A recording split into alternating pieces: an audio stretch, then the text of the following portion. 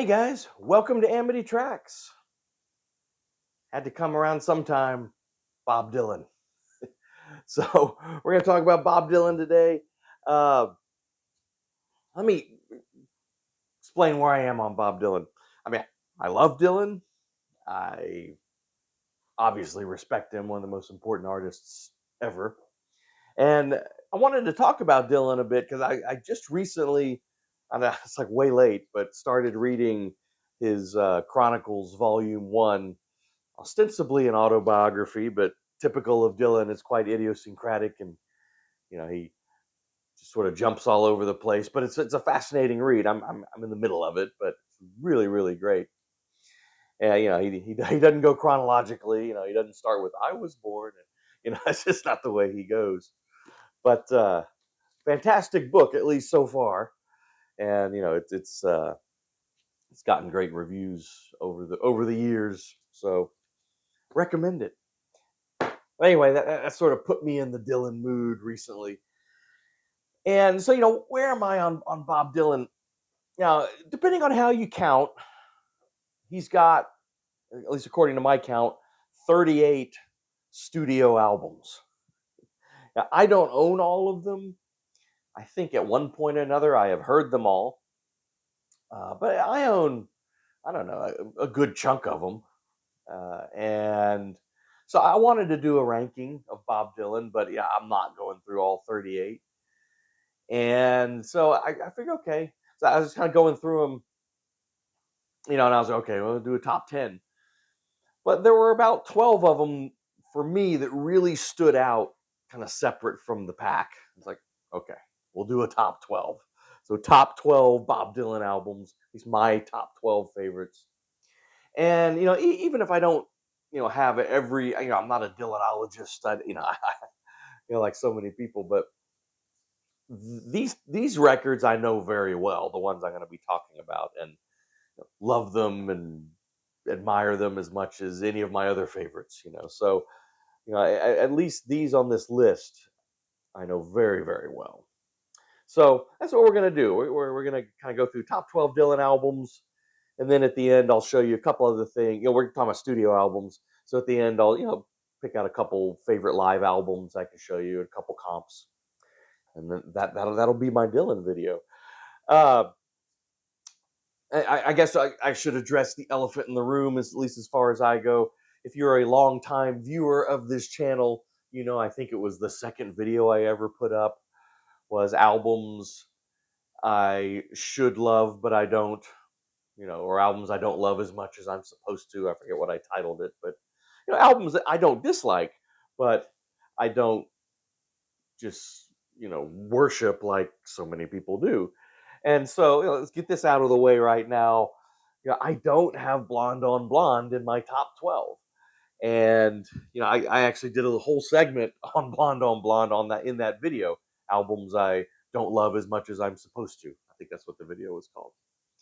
So yeah, I mean, obviously, I need to mention Blonde on Blonde from the outset because if you look at a lot of lists and watch a lot of rankings, this often is in the number one slot. I mean, I of course acknowledge its significance, its importance. There are songs off of it I really like. I think it's considered the first real double album in rock history. That's a big milestone, and kind of during his probably his most celebrated period. It's just for whatever reason it hasn't hit me. Like I talked about in that video. I I'm a music guy first and a lyric guy second, and for some reason to me, uh, there's sort of a sameness about some of the musical arrangements on here, and maybe that's what kind of holds it back for me. I don't know. I know. And the comments tell me I'm crazy. That's fine. I deserve it. But here we go. Let's get into my top 12. Coming in at number 12, and there's about three of these I have on CD, and the rest I've got on vinyl. But so starting off with one of the ones I just have on CD. It's from 1989, and that would be "Oh Mercy." Seen as a genuine comeback, I think, and I think legitimate. I mean, a lot of his '80s work wasn't seen as being kind of up to snuff, and and Dylan teams up with Daniel Lanois, of course, and this is a very Daniel Lanois uh, album, as far as production goes. Very kind of moody and kind of dreamy and yeah, and but still also very Dylan, which was great. If I remember reading about this, this was recorded in New Orleans, so it's got doesn't sound like New Orleans, but it's got kind of a spooky vibe to it, that you might pick up in New Orleans late at night. Right? But just what it comes down to is he has a great batch of songs here. Um, Political World is cool. Everything is Broken is great. Most of the time, that was used so brilliantly in the High Fidelity film, right? Most of the time is a gorgeous song, haunting. What was it you wanted? Which I don't know if you ever read the lyrics to that, but I don't know why it just strikes me. I love the lyrics to that. It's kind of funny, but now the great record, great kind of comeback record, and like I said, very Daniel Lanois. If you're into his production. Coming in at number 11. Now this is an interesting one. This is one that I've seen some appreciation for. Although when it came out, it's really part of kind of a loose trilogy of records. It's the first one of this trilogy, and I think the best one, coming out 1979, talking about Slow Train Coming. And when I say trilogy, this of course is one of his Born Again albums. You know, uh, very into the 70s, Dylan had this sort of born again Christian conversion experience and dove in, as Dylan often does when he gets interested in something. He dove in 100%, and he put out 3 records that addressed his newfound Christianity with a fervor, right? And this is the first one. And I find this one really interesting for a couple of reasons. You know, One, we don't kind of get into the personal too often, as far as that area goes. But I am Christian, and I always find it interesting when an artist decides to kind of explore their faith in song. Um, and not just kind of praise music or whatever, but explore some of the complexities and all that. And of course, Dylan does that. Secondly, this is a very well produced record. I mean, sounds great. There's some good songs on there. Got to Serve Somebody, you know, Slow Train. I've always really liked. Yeah, so some good songs, just songs. And thirdly, this gets a huge plus from me, just because Mark Knopfler is on guitar. He's all over this record, and anything Mark Knopfler plays on, in my view, is elevated. I mean, I just love his guitar playing. If you watch my top 25 guitar players video, you know how I feel about Knopfler. All right, number 10. I'm not going back to CD here. I'm going with 2001's Love and Theft. There it is. Now, this one, sort of the second album, that was really part of this kind of Dylan renaissance that started with Time Out of Mind. And this is really the second record. I think this record is actually more representative than Time Out of Mind over kind of where his sound was going to go in the 21st century. I mean, I think it's a stunning amalgam of bringing in these traditional American, musics, be it blues, kind of swing, country elements, obviously folk elements, rock and roll, kind of all of it, and it's sort of what he's been doing pretty brilliantly for this century. And it kind of starts here. Yeah, and again, you know, some great songs. Mississippi, I think, is a fantastic song, and some echoes of some of his earlier music, but sort of forging a, a new sound out of all these wonderfully disparate older elements. And here you go, Love and Theft. Coming in at number 9, is sometimes seen as kind of a slight album. And I say slight, I mean, I mean, there is one huge song on there. Huge is in, one of his most famous and, in my view, best songs. But the rest of it, a lot of times, is seen as kind of incidental, but it's really nice incidental music. It's a soundtrack. You probably know where I'm going here. 1973's soundtrack to Pat Garrett and Billy the Kid. Of course, the Sam Peckinpah film, where Dylan stars in the film as well. At least it really kind of has a supporting role, but Dylan was tapped to do the music for it, and so some of this is kind of instrumental film music, but very nice. And he's got a hell of a band with him on here.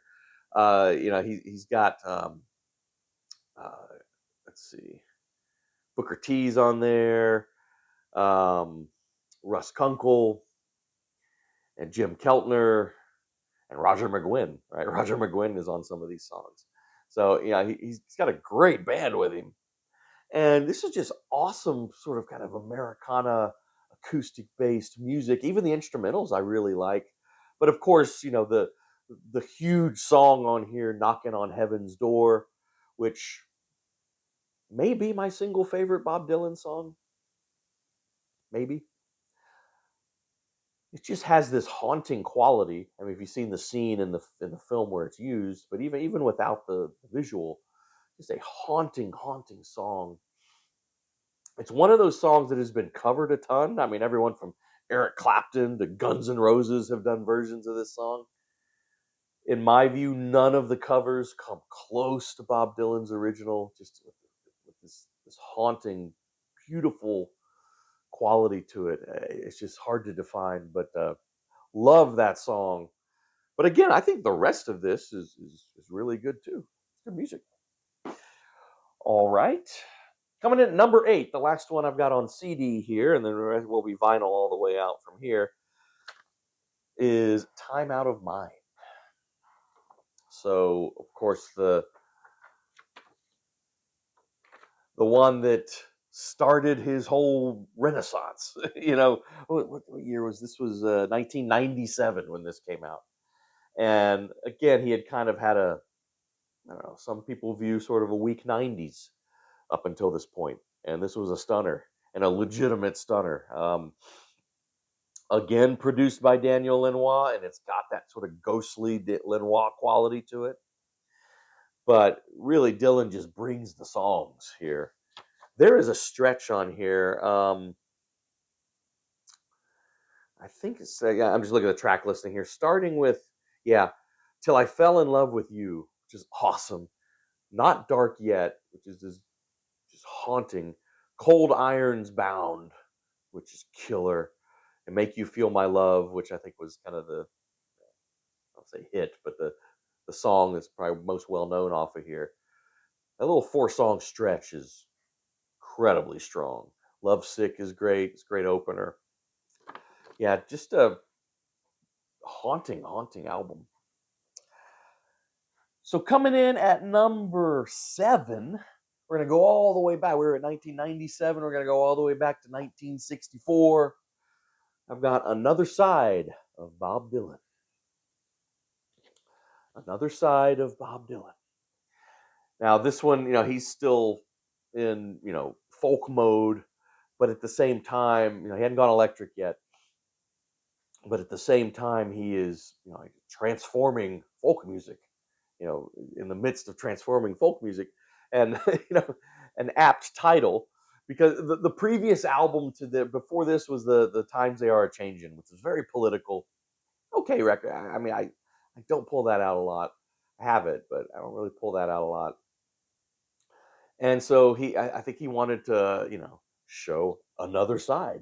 so not as political, although I think there are Chimes of Freedom's on there. Yeah, but a lot of these are more sort of idiosyncratic, kind of personal songs. All I Really Want to Do, um, My Back Pages, It Ain't Me, Babe. So just, obviously superlative, groundbreaking folk music. Okay, number six. Number six, in 1969, when this came out. And this was kind of a surprise for some people. um, talk about Nashville Skyline here. And this was a surprise for a lot of people in that the songwriting, they weren't like earth shattering, addressing important issues songs. He was kind of pulling back a little bit, Peggy Day and, Tonight I'll Be Staying Here With You. And, it's kind of, you know, just sort of regular songs. As the title suggests, very kind of Nashville feel. He got this kind of great group of crack Nashville session guys, but it's his vocals I think that shocked so many people. A lot of there are people who cannot get past his voice. Let's just put that out there. I think his voice is great. I think it's expressive and it's I don't look for opera singers and all that in rock and roll anyway. You know what I mean? But there are some people who just can't. I know some people who just cannot get past his voice. He sings really, like, I think objectively well, on here. Um, Almost a croon, Lay Lady Lay, I think is the great example on here. But this is just a fantastic set of sort of countrified, songs. And of course, opens where he revisits his Girl from North Country, which is something he had already recorded, but he revisits it as a duet with Johnny Cash. Kind of this, to me, this sort of wonderfully sloppy, duet with Cash. It sounds like they've both been drinking a little bit. Maybe they had, I don't know. But yeah, it's just a great record, and there were some people who were disappointed at the time when this came out because everyone was kind of waiting for his next big statement. And Dylan, I think his big statement was, I'm not going to be delivering big statements, on demand. I'm going to be doing my own thing. And it's a great, great record. I think since then, people have really come to appreciate this a lot. Number 5 comes from probably my favorite period of Dylan, which was sort of the, into the mid 70s. And this is 1976, Desire. So 1976's Desire opens, of course, with one of his great protest songs, Hurricane. The trying to address the injustice of, I forget the guy's first name, but Hurricane Carter, the African American boxer who was put in jail on some questionable evidence. And even though Dylan, as he usually does, takes a little bit of liberty, with the story and his lyrics, gets the spirit right. ISIS is awesome. I even like Joey, which some people criticize as a really long tale of Joey Gallo, the mobster, and this stunningly raw song about his wife, who Sarah. The song's called Sarah. There's no question over who that's about, and his marriage falling apart by then. So this is just a great, great record. It's got a unique sound to it too. A lot of it has to do with Scarlett Rivera, who is the violinist, and she's all over this, kind of like Knopfler's all over Slow Train Coming. She really colors this with her violin, and but really, again, at heart, a great Dylan album requires great, great songwriting, and this has it. Coming in at number 4, we're kind of getting into some of the obvious ones, but I mean, I guess obvious for a reason, right? Highway 61 Revisited from 1965, where he goes full electric. Now, on the previous record, he kind of split the difference, did one side electric, one side acoustic. Here, he's all in on the electric. And, we talk about his performance at the Newport Festival, which was, one of these kind of sonic booms in rock history where Dylan goes electric. Here's, kind of the album where he dives in 100%. Of course, opens up with what may be one of the most consequential singles ever, like a Rolling Stone. You'd never had something released as a single that got played on the radio all the time that was like 6 minutes long, right? That one is. And yeah, just obviously we're getting into incredible songwriting at this point. Ballad of a Thin Man, uh, Tombstone Blues, all that stuff. And I think critically, you've got Michael Bloomfield on here on guitar and Al Cooper on organ. Oh, that organ on Like a Rolling Stone. Essential stuff. Coming in at number 3, I just referenced it, but here it is. The album that came right before Highway 61 Revisited. Same year, I believe. Yeah, 65. Bringing it all back home. The one where he really does kind of revolutionize things by going electric. He goes electric, at least on that first side. Subterranean Homesick Blues, where just throwing out these. I mean, at least to me, the lyrics don't even make that much sense, but it's just a master of wordplay, and She Belongs to Me is gorgeous. And then on that second side, where he, again, he kind of hedges his bets a little bit and goes back to sort of the folk form. But my God, those songs on that second side, It's All Right, Ma, I'm Only Bleeding, incredible. It's All Over Now, Baby Blue. It's also in contention for favorite Dylan song.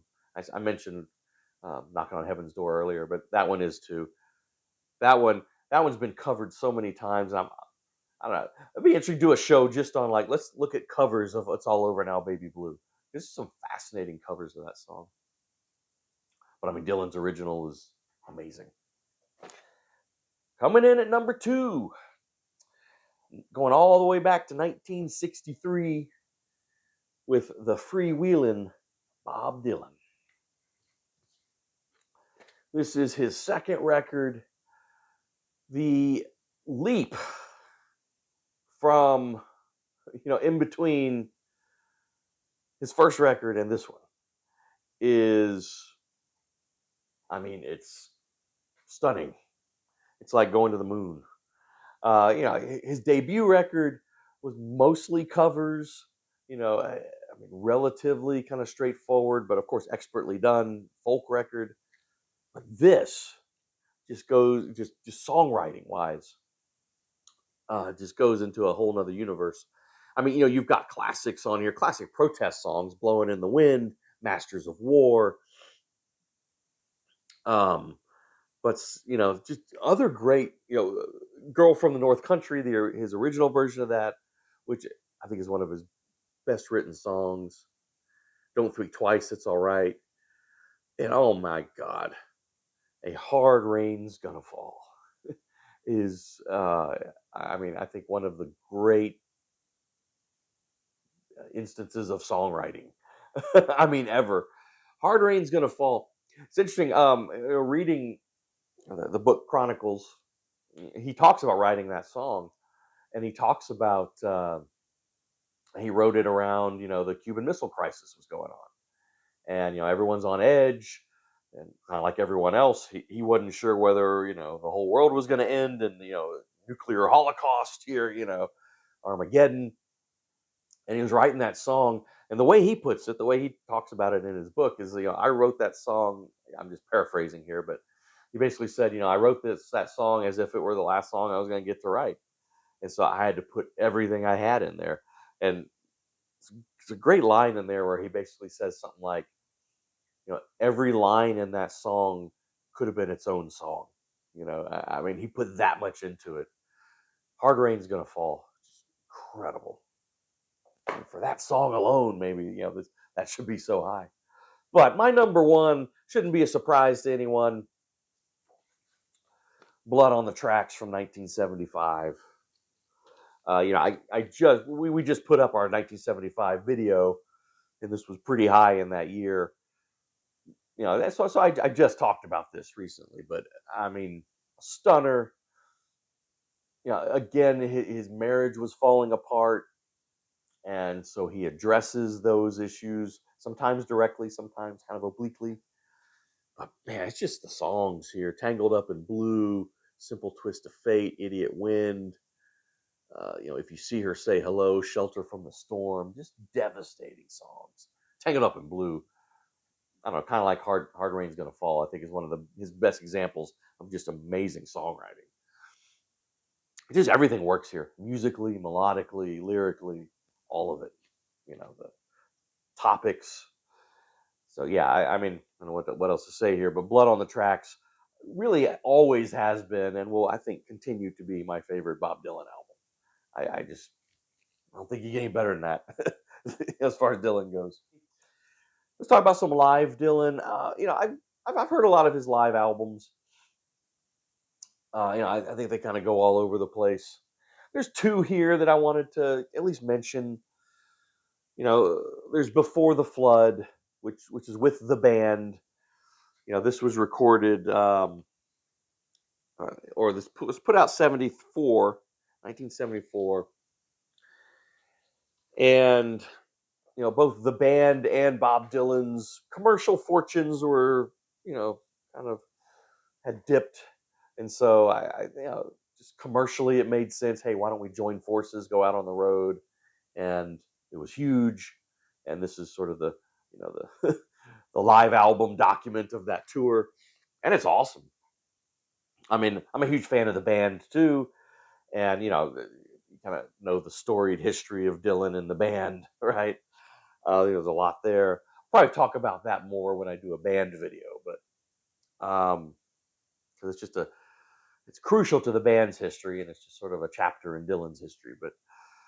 But so at least half of this stuff is the band doing their stuff, and then the other half is they back Dylan on some of his stuff, and it's just awesome, fiery stuff. Although there is a 1, 2, 3 song stretch on here where Dylan does come out and do a solo acoustic set, and it's a stunner. Don't Think Twice, It's All Right, Just Like a Woman, and It's All Right, Mom, Only Bleeding. And I've never I've never heard him live with that much kind of passion, and I mean, gosh, so good. Anyway, this is great. It's kind of a good twofer if you like both artists, right? You get great band and you get great Dylan. And this I just mentioned as well in the honorable mentions in that 75 video, but worth showing again, which is, the Rolling Thunder Review, 1975. Again, my favorite period. This is a 3-record set, beautiful booklet. It's part of his bootleg series. It's a beautiful package, fiery shows, some acoustic stuff, and then, where he's, you know, jamming out with his huge extended band, which is what he had on this Rolling Thunder Review. It was this crazy, crazy tour. But I mean, you're looking at, he's playing, Blood on the Track stuff, and stuff is going to be on Desire. But yeah, but he reaches back to, and just top form for me, top form. Now, real quick on compilations. Now, there is, of course, the greatest hits, right? Greatest hits, Volume 1, Volume 2, Volume 3, which I have all of those. I just didn't pull them out. But the greatest hits, Volume 1, I think I guess it's just greatest hits. Um, it hits a lot of that 60s era stuff. And I don't know, it's sort of one of those comps that sort of everyone had for a while. I like Volume 3 because it gives you a nice little taste of some of his late 70s and 80s stuff. But I definitely need to show Biograph. The box set Biograph. Is it 5? Yeah, 5 records, 3 CDs if you have the CD version. This is the vinyl version. 5 records. Now, this came out in 1985.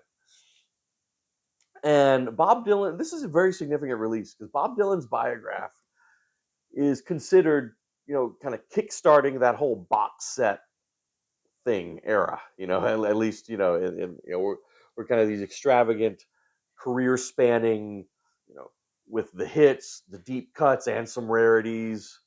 You know, just name an artist, but there's been a lot of these box sets that came out, and Dylan's Biograph is considered kind of the first of those, and it is great.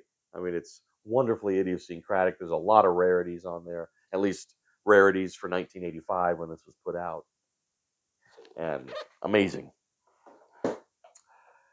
I don't know. If you want a one stop on Dylan comp, this is good. The Essential series, right? Which covers a lot of artists. The Essential Bob Dylan. It's a solid double album. That goes, from obviously starts his early '60s folk stuff and really goes all the way through. I think, around 2001 or so. So it goes through Love and Theft. And yeah, I mean, does it cover everything? Of course it can't. But it's a nice double album sampler, I can't imagine most of these viewers here, need to dabble in Dylan at this point. You probably all have a lot of it. But I don't know. If you do, it's a good one stop. It's a good one stop. Well, all right, guys. That's my Bob Dylan video. Just curious, in the comments, let's talk Dylan. What are some of your favorites? Do you agree with some of my picks? Did I miss something that you just think is amazing? Let's talk about it. Talk about it in the comments. That would be fun. Well, please do subscribe to the channel. We really appreciate it. We can use, it helps us do what we want to do. And, thank you for those of you who have subscribed and are loyally watching. It means so much to us. And this is a lot of fun. We want to keep doing this. So, Thursday. What's coming up on Thursday? Actually, I think I got an interesting show on Thursday. I'm not going to spoil it. So, you'll have to wait and see. All right. Well, we'll see you next time on Amity Tracks. Take care, guys.